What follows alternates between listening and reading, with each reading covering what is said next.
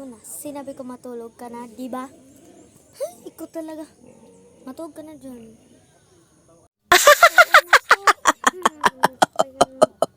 Pagising ko, maglalaro ako. Sige na nga. Hoy, kumare. Ilang buwan ka na hindi nagbabayad ng utang mo. Ganyan ka talaga?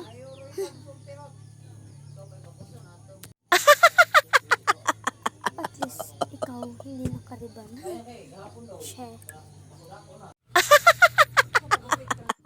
Ang batang ko, ilang oras na nakatulog. Gumising ka na dyan. Kaya ka nga na. Aray! Sabi mo, tapos